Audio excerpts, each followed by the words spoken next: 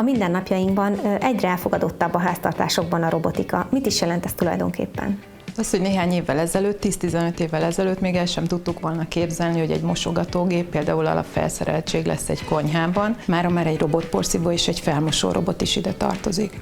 És hogyan könnyíti meg a mindennapjainkat egy felmosó robot, vagy egy robotporszívó például? Nagyon nagy mértékben leginkább azt tudnám kihangsúlyozni, hogy időt spórol meg nekünk, időt takarít meg. Tehát egy kézi porszívóval ellentétben nekem nem kell ott lennem, amikor a robot takarít, nem kell nekem húzogatnom azt a nehéz fémrudat, mondjuk egy asztal alatt, vagy a szekrény tetején. Mindezeket el tudja végezni a robotporszívó úgy, hogy otthon sem vagyok. És hogyan lehet ezt érteni, hogy otthon sem vagyok?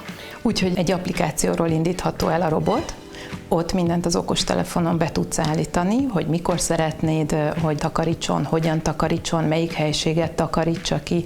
Ezt 7 napból nagyjából 7 napra be tudod programozni. Megérkezik az otthonunkba a robot is. Mi az első lépés? Nagyon örülünk neki, kiszedjük a dobozból, és az első takarítás során ő feltérképezi a lakást. Fontos ezt tudni, hogy a kamera 230.400 képpontot rögzít, tehát nem látja a lakást, nem fotót készít róla, hanem képpontok alapján fogja feltérképezni azt a területet, amit a későbbiekben te elnevezhetsz konyhának, ebédlőnek, és be tudod programozni azoknak a takarítását.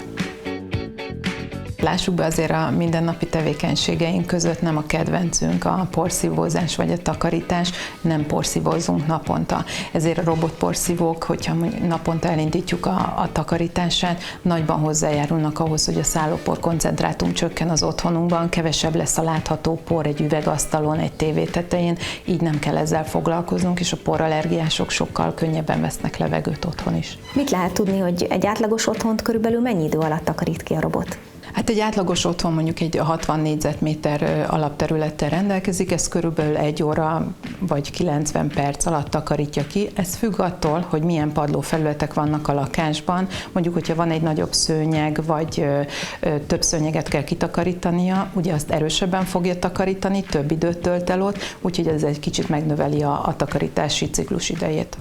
És hogyan tudjuk azt elhatárolni, hogy például van egy szakasz, amit takarítson, van egy szakasz, amit ne takarítson, mondjuk egy padlóváza például, mert ugye féltjük az értékeinket. Igen, nagyon egyszerű ez is, mindent az applikáción tudsz beállítani, ott tudod beállítani azt, hogy melyik helyiséget takarítsa, és azt is, hogy mit ne takarítson a robot. Például ez nagyon jó, amit mondtál, a váza, vagy pedig a kutyatál, ez szokott probléma lenni, ugye, mert nagyon figyelnünk kell arra, hogy a robotporszívót ne érje víz, tehát célszerű a kutyatartóknak, macskásoknak elkeríteni azokat a részeket, ahol ezek a vízesedények találhatóak. A felmosó robot is hasonló elvek alapján működik, mint a robotporszívó? Igen, abból a szempontból, hogy ő is applikációról is vezérelhető, de természetesen kérdeztél, hogy a gombot megnyomod a tetején, ő ugyanúgy fog takarítani. Az applikációról ki tudod választani a felmosó robot esetén, hogy melyik üzemmódot szeretnéd. Kétféle üzemmódban tud takarítani, szárazon feltöröl, vagy nedvesen. Felmosó robot mosható törlőrongyokkal rendelkezik, tehát a takarítás után egy öblítéssel, szappanos vízzel ezt tisztára lehet takarítani. Egyébként pedig milyen jó megoldás az, hogyha 2 robot van a háztartásban, egy porszívó robot és egy felmosó robot is, hiszen egy applikációról mind a 2 munkafunkciót el tudod indítani. Először elindul a robotporszívó, majd ő kommunikál a felmosó robottal, és mire te hazaérsz, addigra egy felmosott tiszta lakás vár. Akkor egy finom illatos, tiszta Igen. otthonba érkezünk. Igen.